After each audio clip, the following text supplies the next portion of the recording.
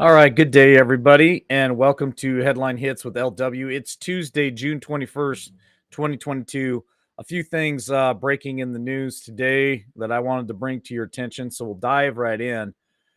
A message of hope. There is a photo here of a church in Texas. The church burnt to the ground, and the only thing left standing is the cross. Cross left standing when Blaze destroys Texas church. Members look ahead. He still answers prayers.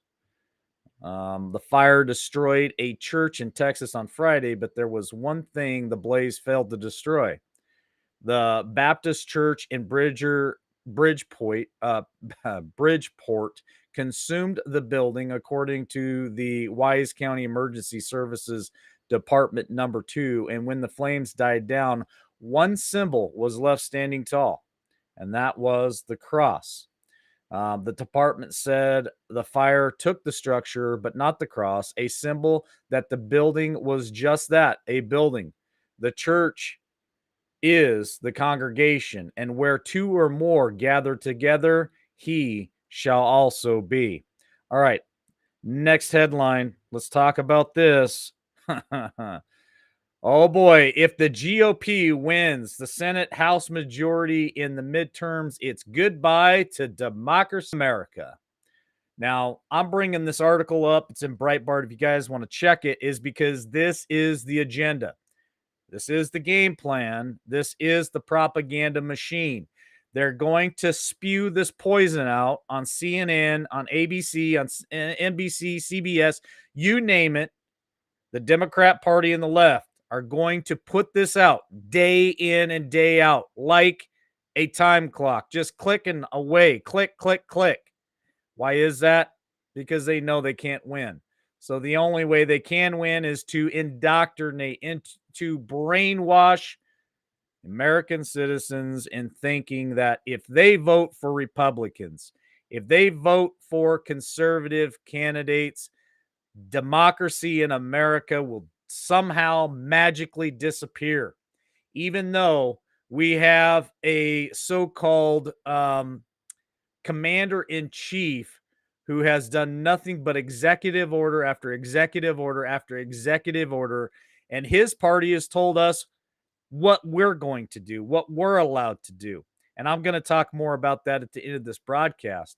But here it comes. Former chief strategist for the Bush Cheney 2004 presidential campaign, Matthew Dowd, on Wednesday on MSNBC's The Readout, said that if the Republicans won the majority in the U.S. House and Senate, that it would be the end of democracy. He also went on further to say it's like Frankenstein made a monster, and the monster woke up and now is destroying the village and lost control of it. And that's the way it is. Eric Grinston is a perfect example. He's one step further than Donald Trump, who is one step further than Sarah Palin, the Republican nominee in Pennsylvania as well, and who was the January 6th and organized buses to go to the coup down there.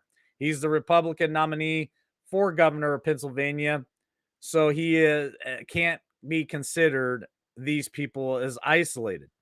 So here's his last part of his statement. He says that there are a theme of the major legacy party of the United States of America who has an opportunity to win the Senate and to win the House this year in 2022. And it is my fear because of that happens, goodbye to democracy. So be prepared, folks. This is going to be all over the news. They're going to be spewing it out in every crevice they possibly can. They want to scare people. They use fear to control the masses. I want you guys to realize that your neighbors, your family members who are Democrats, who believe in all this nonsense, this is the mechanism that they use for fear to control the way they vote. If you vote for a Republican, if you vote for a conservative in 2022, there goes democracy. It's all over for America, folks. All right, next headline. Let's talk about this. 5 reasons a Republican Congress must subpoena Adam Schiff. Representative Adam Schiff suggests on Sunday that J6 committee should subpoena former President Mike Pence. But if Schiff himself, who must face subpoenas if and when the Republicans take control of the House next year, Schiff has been the main culprit in the House of Congressional Powers, the abuse of congressional powers to prosecute the opposition. No doubt Schiff would dismiss any subpoena as political retribution, which would be a well-deserved, but there are a significant reasons he must testify. Let's go through a few of them, just the top 5 here. How about Russia collusion? How about impeachment whistleblower? How about snooping on colleagues? How about abuse of subpoena powers? And last but not least, infiltration of Colbert staffers. So there you go. Right back in your face there, Mr. Adam Schiff. If you're going to subpoena certain people, I think your ass should be subpoenaed as well. Put up on the chair. But you know what? I don't trust these guys. These people will put their hand on the Bible and swear to God that they're going to tell the truth and sit there and lie. All right, next headline. Let's talk about who may be running in 2024. Clyburn, if Biden chooses not to run in 2024, VP Harris is first on my list. Woohoo! Boy, wouldn't that be great? Monday on CNN's New Day, House Majority Whip James Clyburn reacted to a Wall Street report that Democrats were expecting President Joe Biden to run again in 2024, but were not sure if he should. Host John Burham asked Clyburn to expand on his remarks in the report that supported Biden first and then Vice President Kamala Harris if not. I'm not going to go too much into this article, but there you go. Their own party is not so sure that Biden should run again. And what are their options? Well, they've got heels up Kamala Harris. They got crooked Hillary, who is now surfacing back in the news again, leaning toward maybe a possible run in 2024. Then you've got Pete Buttigieg, the transportation secretary, who's thrown his name in there as well. It's over for the Democrats, and they know it. They have no great candidates to run in 2024. Joe Biden is washed up. He's tripped up. He falls over on his bicycle. It's over for the Democrats, and they know it. All right, let's read my last headline before I get into the breaking news that's happening right now. Joe Biden snaps at reporter asking about recession fears. Don't make things up. President Joe Biden snapped on a reporter Monday after she asked about fears of economic recession. The president spoke to the reporters on the beach on Monday morning as he spent time with his family for that stupid holiday that I'm not even going to give any power over because I don't believe in it. And I'm not going to celebrate it. I will never celebrate it. I'll stay at work. One reporter asked about the growing number of economics voicing concerns that a recession was more likely than ever. Not the this is quote Joe Biden. Not the majority of them aren't saying that. Come on, don't make things up, okay? He snapped. Now you're sounding like a Republican politician. And then he comes back to say, "Oh, I'm joking. That was a joke." Biden stressed that the recession was not inevitable, echoing his administration's talking points on the issue. All kidding aside, I don't think it is. I was talking to Larry Summers this morning. He said there's nothing inevitable about a recession. Now, again, I put this out there for you guys. I've warned all of you that last week the Democrat Party got together to figure out what the game plan was for messaging to the American people about the current situation in the economy. But a lot of people are saying the recession is already started. They just haven't said that it is a recession yet, but it's kicked off. So here is Joe Biden putting his spin out yet again and attacking reporters. My question is, why does this guy get so enraged? Why does he get so enraged? Remember when he called somebody pony boy?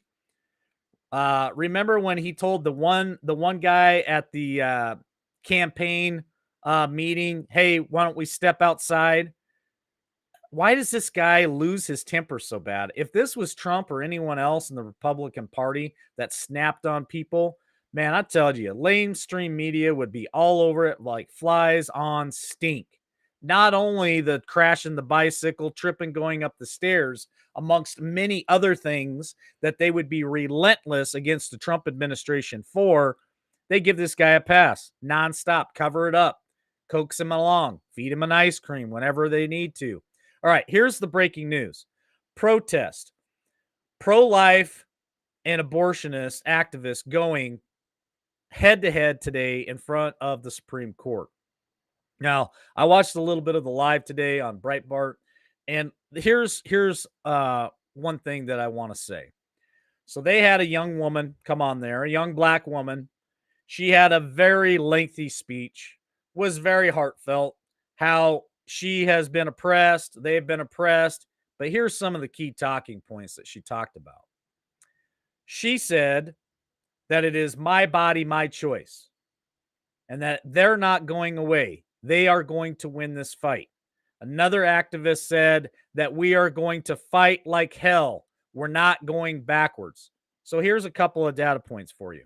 Where were these people in the fight for our rights in this country a year and a half ago when they started taking our rights from us? When they started taking our freedom of choice to wear or not wear a mask, to take a vacation or not take a vacation, where were you?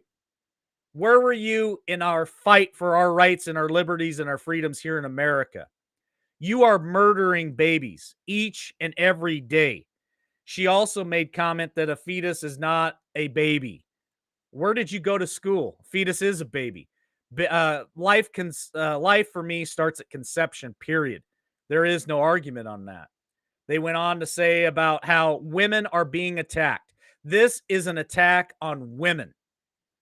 Again, I ask you, where are you in the fight for women when it comes to transgenders competing in women's sports?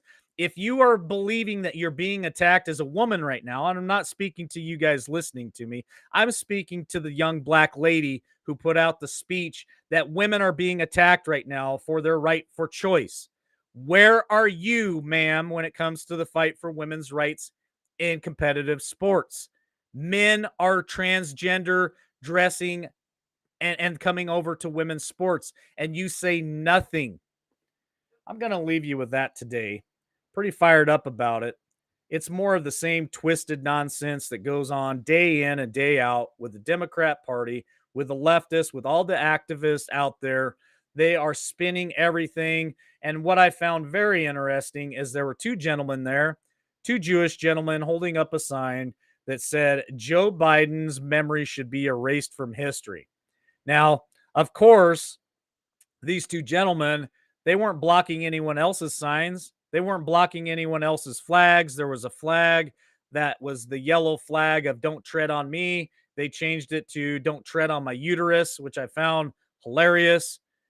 But all these people continue to attack these two gentlemen and block their sign. Doesn't everybody have the right to free speech? But yet, when it comes to the left, that's not the case. All right, folks, that's it for today. God bless. We'll see you back here later this evening at 8 p.m. Eastern Standard Time. Have a great day.